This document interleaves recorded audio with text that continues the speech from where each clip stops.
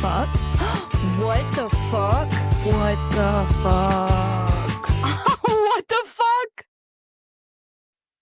Welcome to What the Fuck Are You Reading with Kaylee and Kaci, A podcast and book club for all of the book lovers and shit talkers.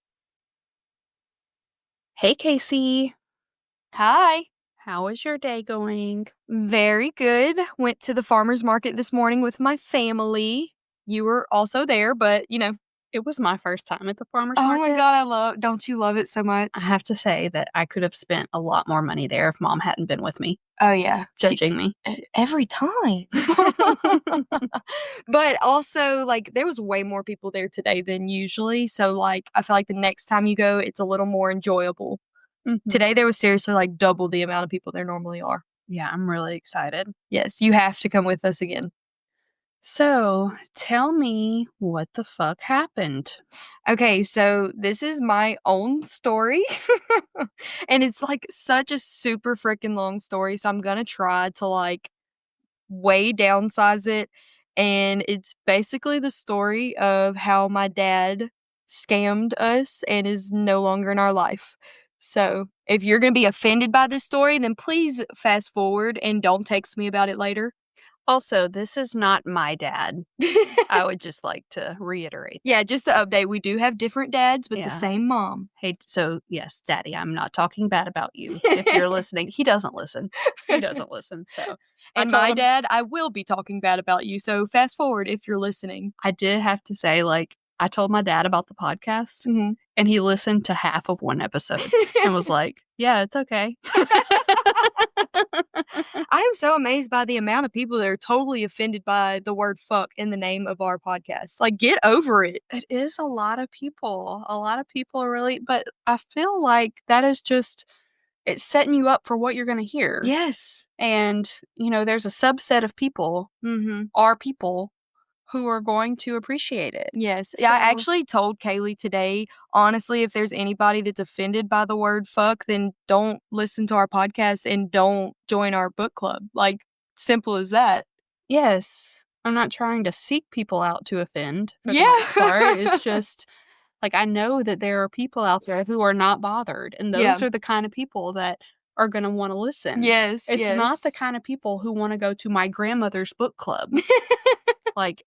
It's an entirely different set of people. Yes. So, Okay. with that being said, What the fuck happened? Let me tell you. Okay, so pretty much my boyfriend at the time, who is now my husband, was renting out a bay to work in the building that my dad owned. I thought he owned. Because he was tinting windows there. So he worked there for about 3 years. And then Bryce proposed to me. I mean, he asked permission of both of my parents, planned out this beautiful proposal. Bryce proposed to me. About 6 months later, we eloped. And before we decided we were going to elope, both of my parents and Bryce's parents offered to give us money to get married.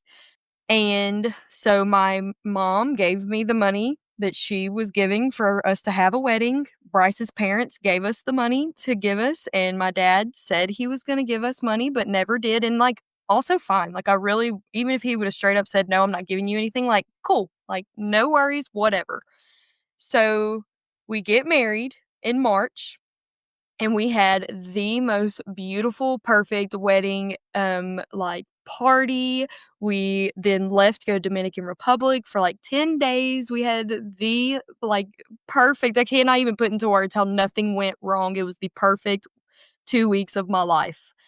And then I think it was 29 days later, my dad, and I do not know this part, okay? My dad approaches Bryce, who is my husband's now father-in-law, approaches him and says, hey, I have this business opportunity for you. I know that you're really wanting to buy Kaci a car. So let's work together, and I want to give y'all some money since I never gave it to you from the wedding. Bryce was like, okay, cool. And pay attention to the fact that I just said my dad never gave us money. So thank God I did not plan a $30,000 wedding, because we never got a penny. But anyways, so. and also note that Kaci did not know that her dad approached her husband. I know she said that, but that is important to the story. Yes, I did not know that this was happening. My 1-month-old husband. Anyways, so he approaches him. I have this business opportunity for you. Bryce says, okay, like, let me hear it. And so my dad says, look, I have this customer that her bank account is locked and she needs, should I say the money amount?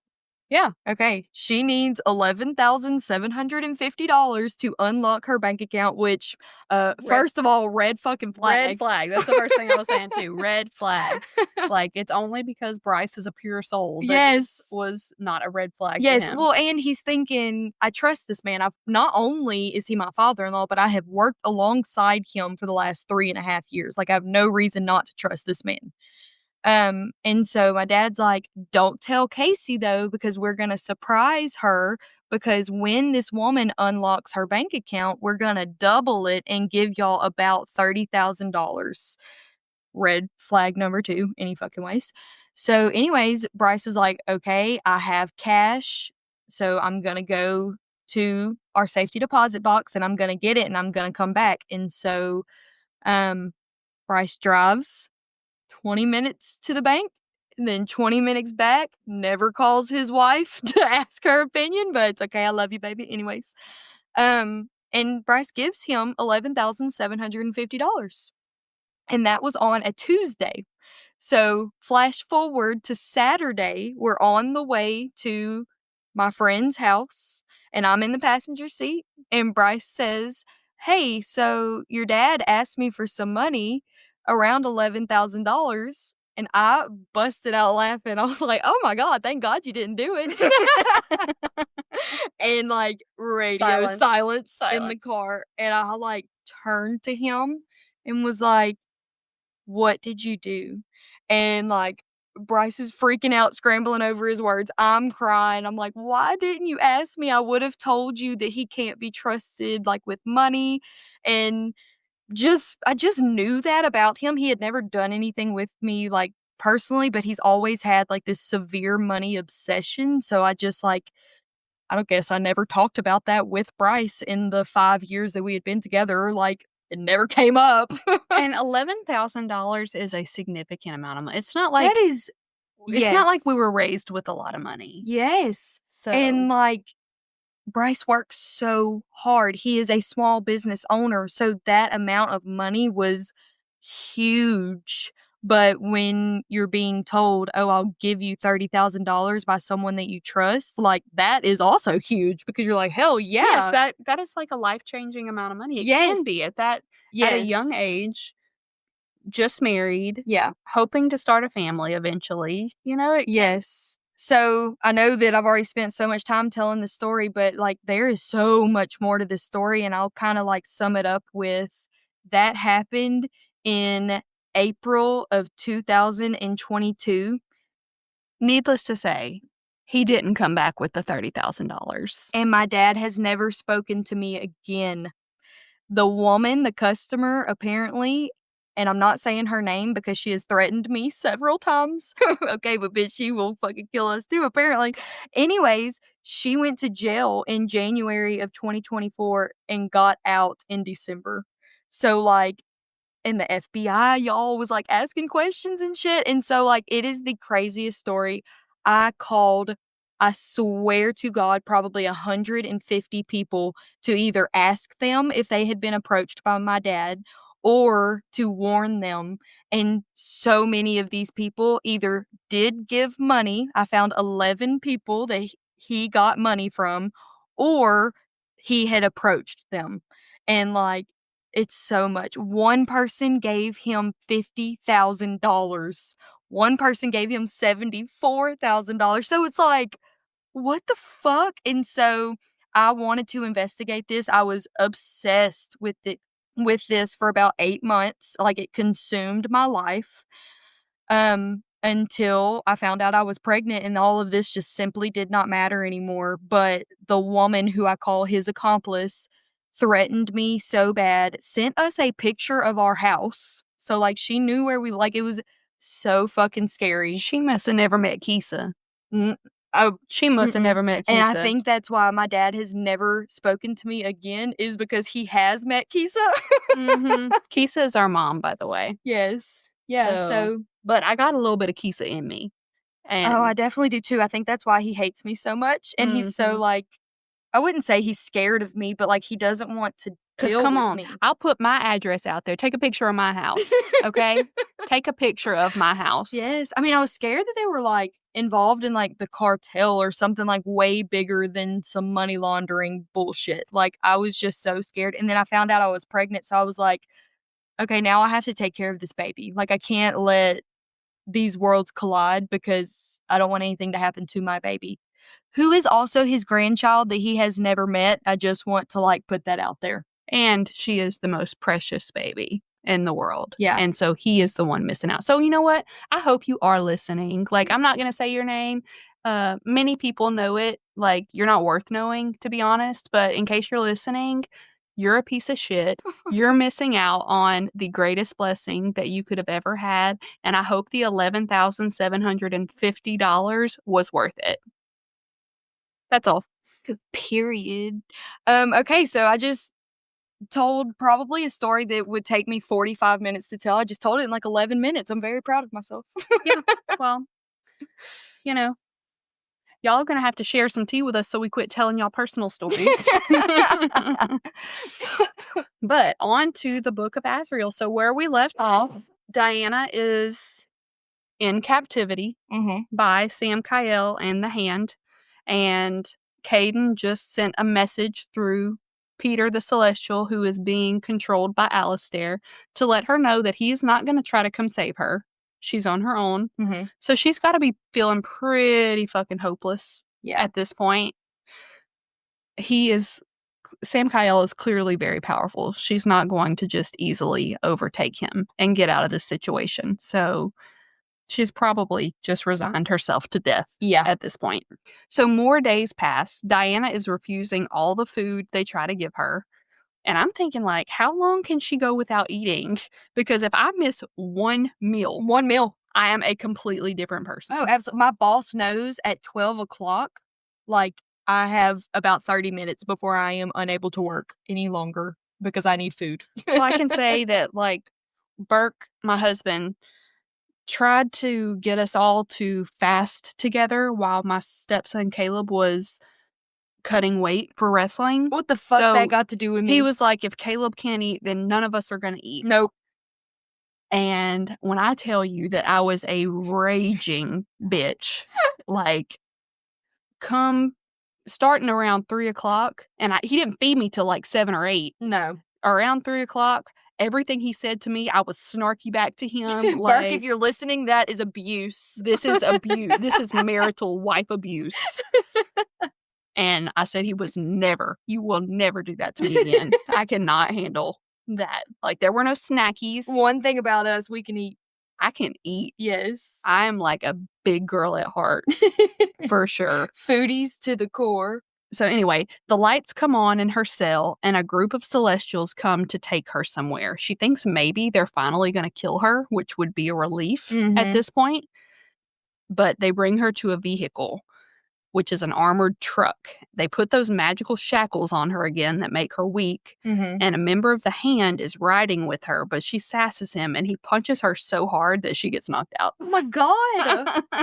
He's been dying to fucking punch her. I bet. Finally got his chance and KO'd her. So she wakes up and overhears Logan telling his wife that they're going to drop her off and go to the Silver City of Hadramiel for the meeting. They know that there are at least 3 Igmorithans, so they don't know about Caden yet. And they do know that Gabby is important to Diana, but not what she is. They don't know what kind of creature she is. So I'm surprised that Caden has left Gabby alone all this time, come to think of it.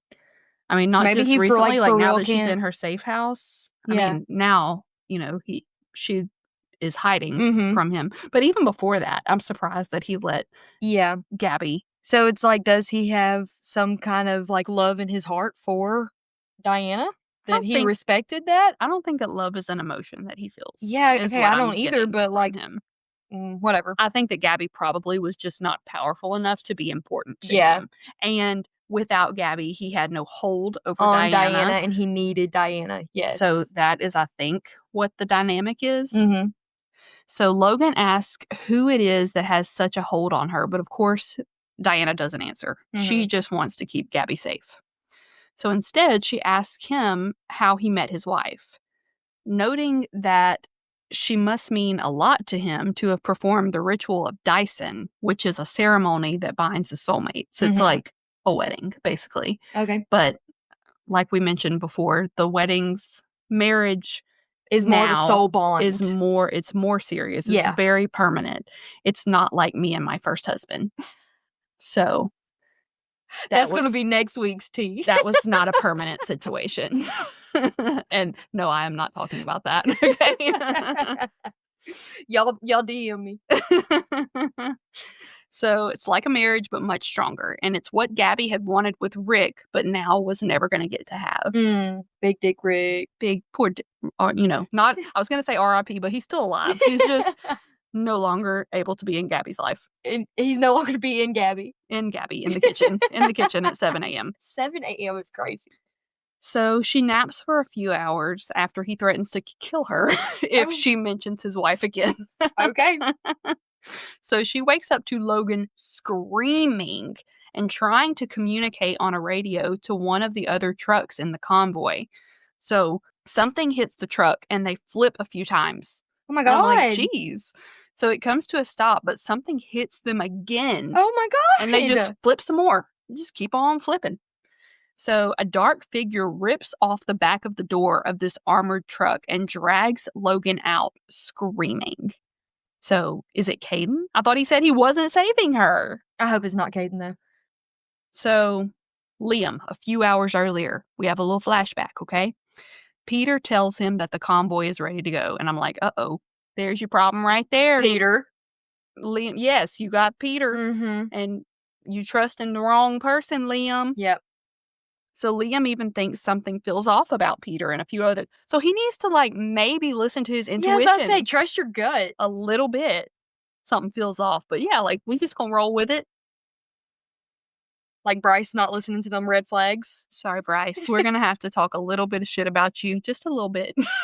I swear to God, I'm not mad about it anymore. Not mad. Not mad at all. Just Bryce is a pure soul who would help anyone in need. Okay? I'm going to go to Bryce behind your back whenever I need some money. You and everybody else, I fucking guess. I'm just kidding. I would never do that. I would never do that, Casey's dad. So Liam just wants all this to be over so he can go home. Another member of the Hand, Vincent, is really busting his balls. He doesn't understand why Liam has basically abandoned them for centuries, doesn't seem to be mourning Ezekiel, who was a friend, if not more like a brother to him, and is showing any hint of mercy to Diana by offering her food or any other comforts, whether she accepts them or not, which she has not. So Liam does not take this lying down. He snaps back that he left Vincent in charge and is coming back to a shit show. So Logan steps in to prevent them from just flat out fighting, like they're about to fight. Liam gets into one of the armored trucks in the convoy. He's riding with Logan's wife, Navera.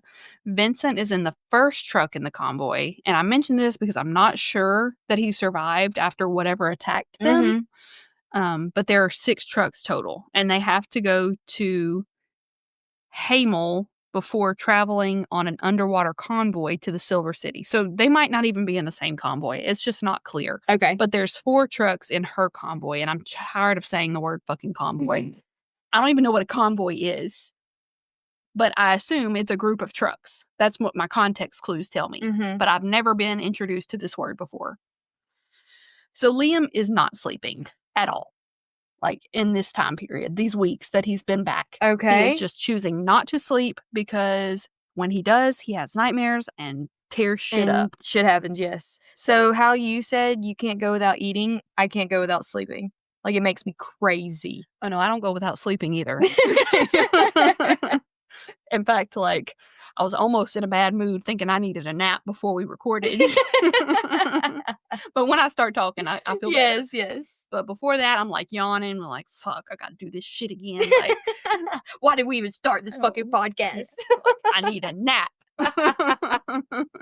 Liam had created the hand himself before the Gods' War. His mother had passed away when he was young, which makes me really sad to hear because we got the flashback of him and his mom. And his mom, like, obviously loved him, and his father cared about her so much. Like, they were soulmates. Yes. So Liam also lets on that one of the hand, Imogen, was in love with him. And that's the one who called him to give him the messages. Like, but he does not feel the same about her.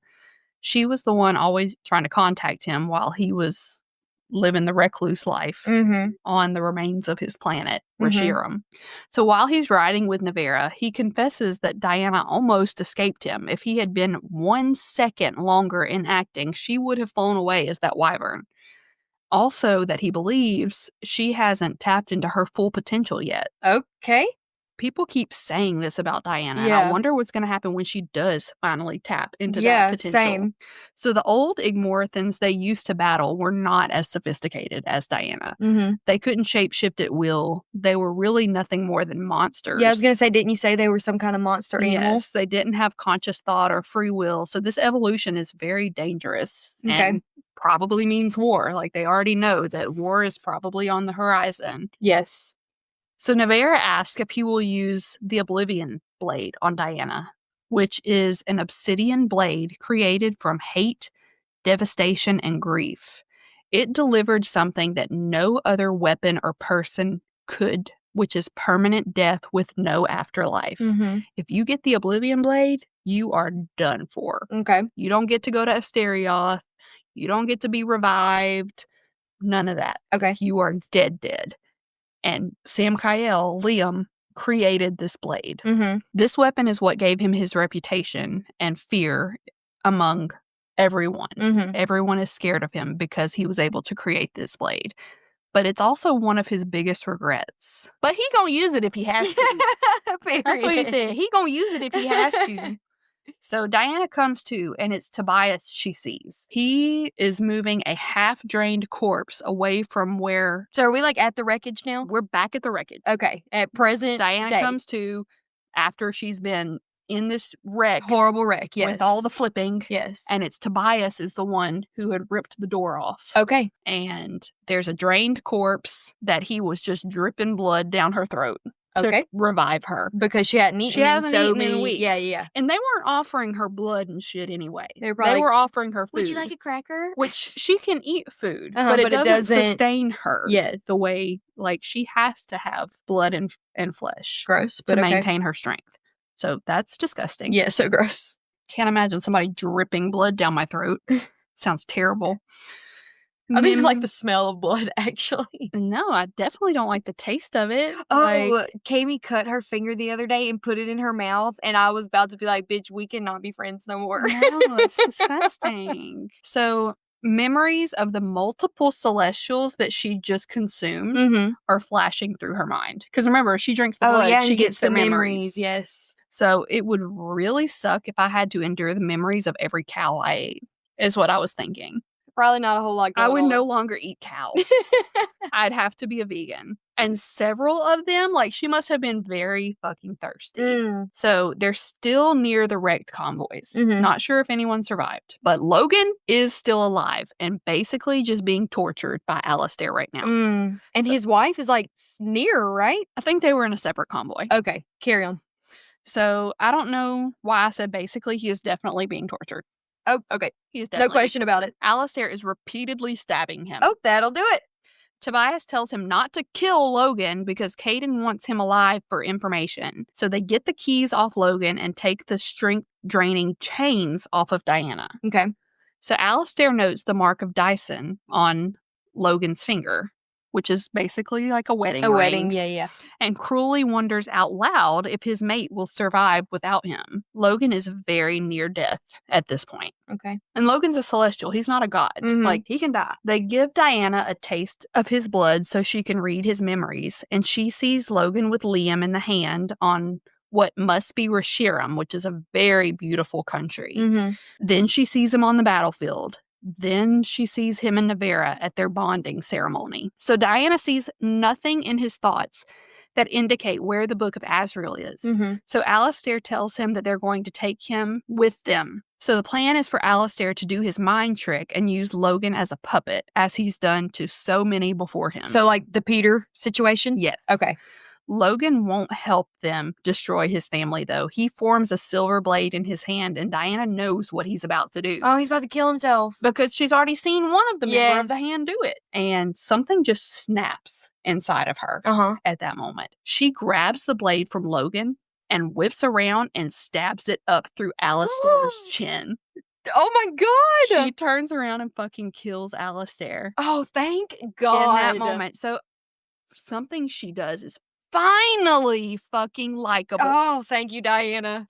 Diana has finally done something to make me not hate her. So Tobias calls her a traitor's bitch and then takes off. Oh, but she doesn't get the chance to kill him? She does not get a chance to kill no. Tobias.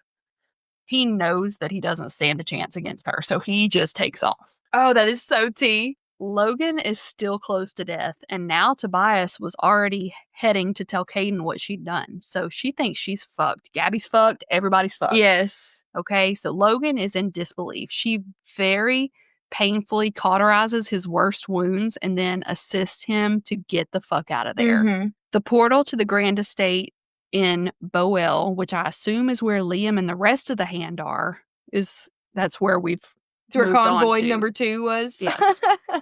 It looks like a castle. So she basically carries him in and up to this full party. Oh my God, okay. Diana's carrying this dying Logan. man. Yes, this after they've dying both man been in a horrible car brings crash. him into this party. People are in formal wear. There's a mix of celestials and mortals, and tons of guns are pulled and pointed straight at her. And she tells them to put the blades and guns away. She saved him, and she can end him just as fast. Period. Like, fuck y'all.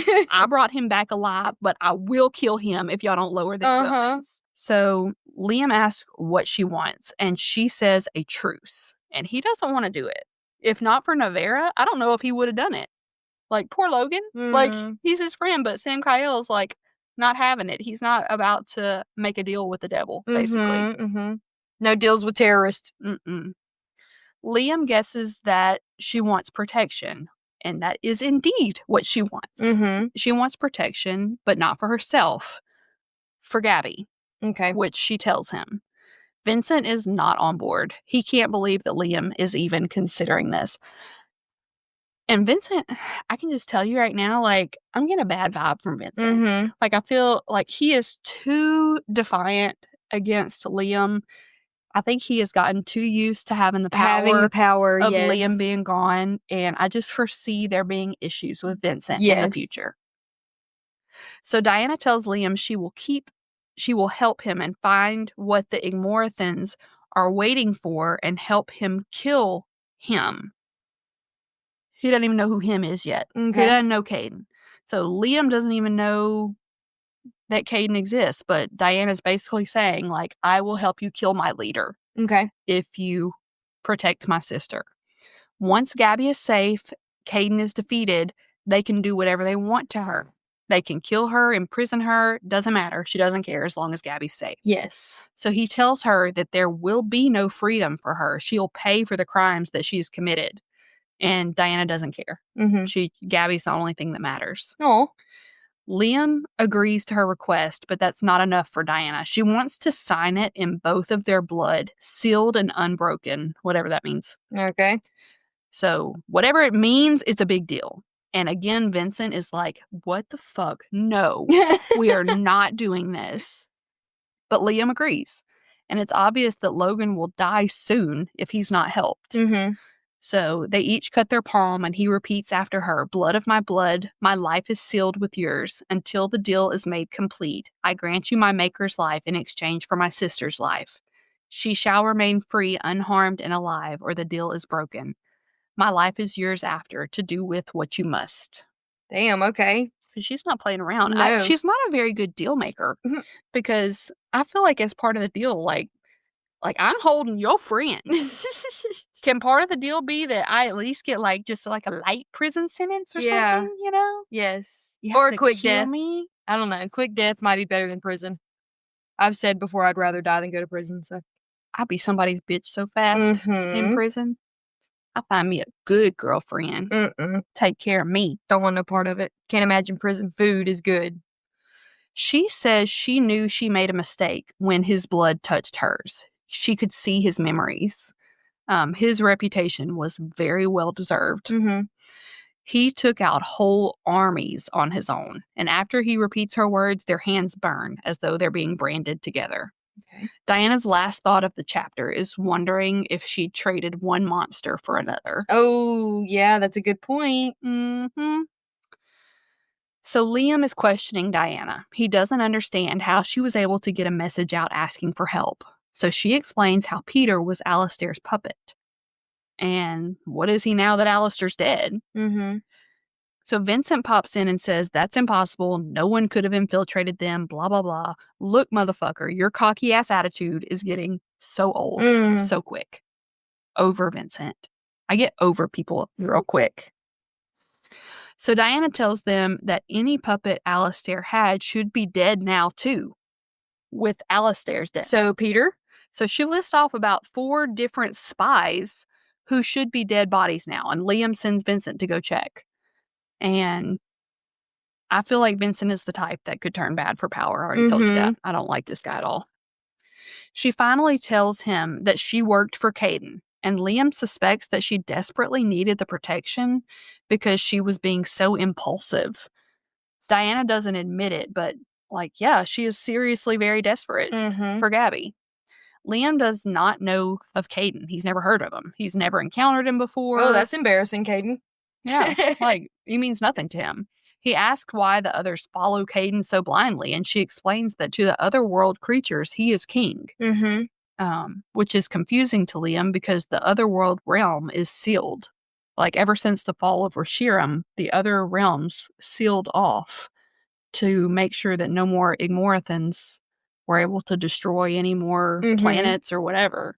Okay. So this kind of explains why Diana was working for him, but she explains that it was more than that, that she was also fucking him. So way to lay it all out there. Yeah, no shit. However, Liam is not familiar with the word fucking. So I'm like, damn, Liam, like, you have to get up to speed. Yeah, no With the shit. current vernacular. Like, does she need to do some hand charades? Or, like, can you imagine, like, what does it you mean? What is this word fucking? Like when Noah earlier giggled about 69, and I said, "What does that mean?" And he was like, He doesn't know what it means. Well, he has an idea that it's sexual, but I think that's all. yeah. He's 13. So, Oh, yeah, he knows what that means. Anyways, carry on. Liam doesn't give a shit about Diana, only how she can be of use to him. And Diana doesn't care if Liam, the Hand, all of the Celestials, like, if they all burn a fiery death, as long as Gabby's safe. And she makes that known. She tells him if he double crosses her, he's dead. And I'm just thinking, like, I actually think that he has the upper hand here. You know, Diana, like, you're talking a lot of shit, but I think that Liam is in charge. So Liam asked Diana if Tobias and Alistair were her children, which disgusts her. Caden was not her mate. Apparently, if a pair of Igmorathans breed, their spawn is far deadlier than the parents themselves. So luckily, this is not the case. Okay. She is the only one with her powers. She was made from Caden's power. Not sure how. She doesn't reveal that. Just says that her sister was dying and she offered her life, which Caden took. Okay. She came from Eoria, a lost civilization. Lost being a nice term for destroyed by the fall of Reshiram. So when asked why he hadn't created more, she says that Caden has tried, but they've only turned into winged beasts, lacking mortal emotions. Those are the gargoyle-looking creatures. He has tried many more times. They're blindly loyal to him, and they're called Irvikuva. The fuck? Irvikuva. Yes, I have to say that several more times, so let me try to get it down. He has an army of them. Okay. Just ready to go. So basically, she, Tobias, and Alistair were to Caden what the Hand is to Liam. Like they're his high-ranked officials, except Caden treated them like shit. Okay. And Liam, I don't know if he treats the Hand well, but he used to. Like, they used to be friends. Yes. And he still is very fair, and I don't think that he's unkind to them. So Diana finally fucking tells him what they've been searching for, which thank is God. the Book of Azrael. And she's shocked that Liam hasn't figured this out by now. Liam has a flashback. He, Logan, and Vincent enter Azrael's study. Okay. Where he's hurriedly trying to pack stuff up. He tells Azrael that they are out of time. They need Azrael on the battlefield. And Azrael tells them he will not. He will not fight. His mate is pregnant, and he refuses to leave his child fatherless. If the world falls, if Liam falls, he may be able to transcribe a weapon strong enough to help the survivors, but not if he's dead. Okay. So Azrael is who helped forge the rings that the Hand wears that turn into weapons. Yes. He is a friend, though his loyalties lay with another god. He is committing treason, yet Liam allows him to make his choice. Like, by refusing to fight, he is committing treason, but Liam lets him live. Liam gives him 3 long threads, telling him it's for his child and that he hopes he finds another world if this one can't be saved. And what are these threads? I don't know what these threads are. Like his hair? Like, what do you mean threads? Like off my shirt? Off my sweater? Yeah, that doesn't make sense to me. I mean, I know, like, threads as a broad term could be, like, a connection to these other worlds, like, that type of... Does that make sense? Yeah, I guess. But what does that look like? I don't know. So Liam comes back to the present day. Okay. And tells her that this book does not exist and that Azrael is dead. And I'm thinking, like, wait, like, is Diana Azrael's child? Okay, I never thought about that. That just came to me, like, maybe. I don't know. Maybe. I don't know. So she said that's the same thing Caden said about the world ender, yet here he is. Yep. Liam ignores this and says he needs Gabby's location if he is to collect her. He's sure that Caden will try to find her first. Diana says she needs to change clothes before they leave, and Liam's like, excuse me, no, she ain't going. He tells her she's getting cuffed and going back to the cell while he goes and rescues Gabby. Oh, eat my ass, I'm coming with you. Diana is not going to take it lying down either. She fights him like a crazed person, just clawing, hitting, biting, anything to try to go with him to get Gabby. And he describes her as some kind of Riztor beast. I don't know what the fuck that is. You've never heard of that? I don't think it's ever mentioned again in this book. So anyway, she is fighting like an animal. And he ends up just tossing her over his shoulder and carrying her back to the cell himself, kicking and screaming the whole way, throwing this big ass fit. There's no trust between these two. Okay. Liam arrives where Gabby's safe house is located, which is the Sand Sun Isles. It's a resort with thousands of people there. So she's basically just hiding in plain sight. Liam gets an uneasy feeling, which is making me uneasy. Is Caden around somewhere? Or someone that is loyal to Caden. Yes. So he is stopped by security and asked how to get to the 26th floor. And he asked them how to get to the 26th floor. Liam is like super struggling in the modern world. Yeah. He does not know how to work modern things like elevators. An iPhone might kill him. Oh, God, an iPhone would absolutely destroy him. No, an Android. Oh, my God, yes. Yes, iPhone girl for life. The guards try to stop him, but he just pushes past them and onto the elevator where he can't figure out the fucking buttons. Oh, my Jesus. Naturally. So he makes his way to Gabby's room and knocks on the door. She answers but doesn't open it. He tells her that Miss Martinez works for him. So, like, okay, now I know Diana's last name. Oh, yeah. Like, we're a long way into this book. I didn't know that she was Diana Martinez. That's, like, such a normal name compared to all of these other words and names in this book. Yes. I don't know. I thought that was so odd. And so Miss Martinez sent him to retrieve her. She says, 1 minute. And he can hear her rustling and moving around on the other side of the door. So Liam hears the elevators open, but no one's there. Look, dumbass, someone is clearly fucking following you, and you need to be smarter for this supposedly legendary warrior. Like, that's what I'm thinking. Like, it's so obvious. Mm-hmm. God, it gets on my fucking nerves.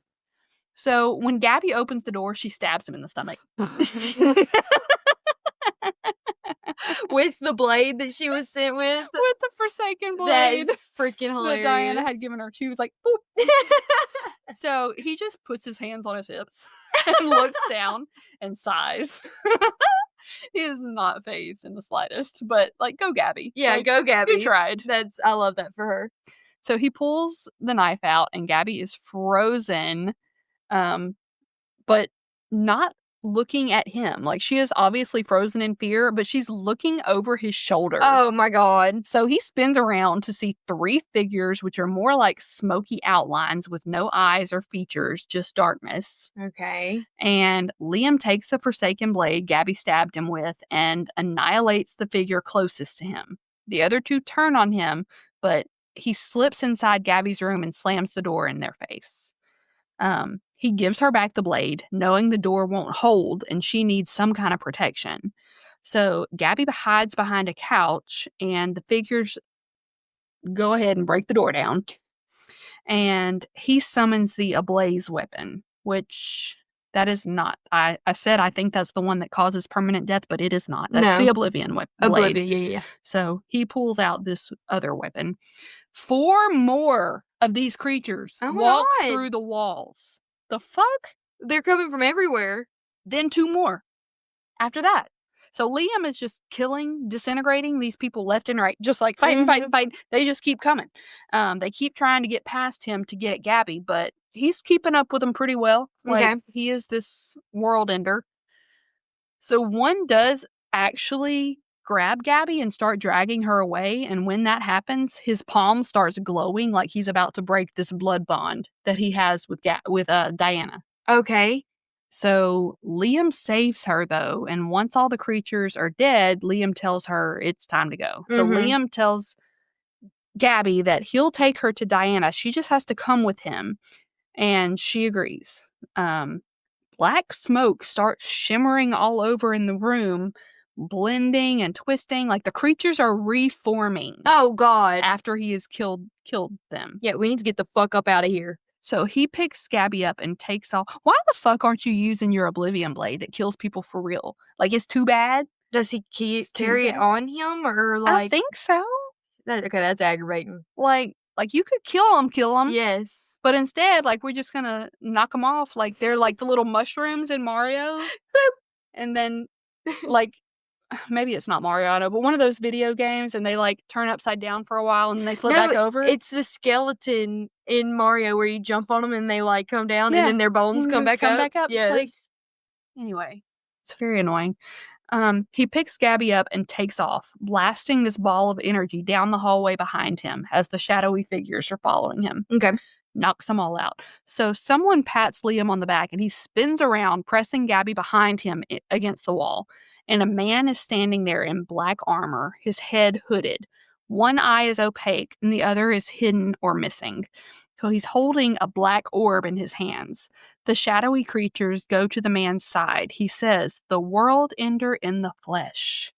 Oh, I don't know who this guy is. This?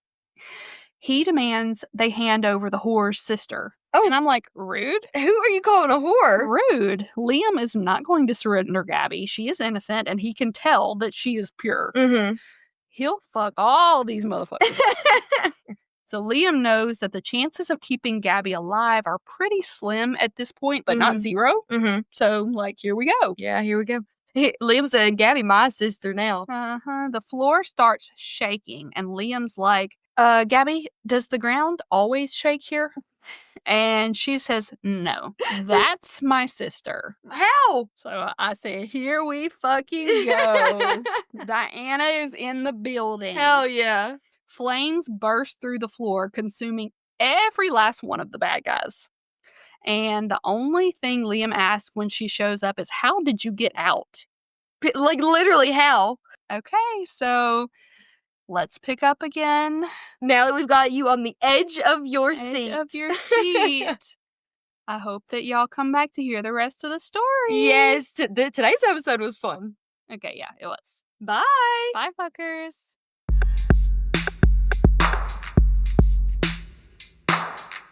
Thank you for listening. Please leave us a 5-star review on Apple or Spotify. Go like and subscribe to our channel on YouTube, join our Facebook group, and follow us on Instagram. The links to everything are available in the show notes. And 5 stars only. If you have anything less, please turn your phone off and mind your business.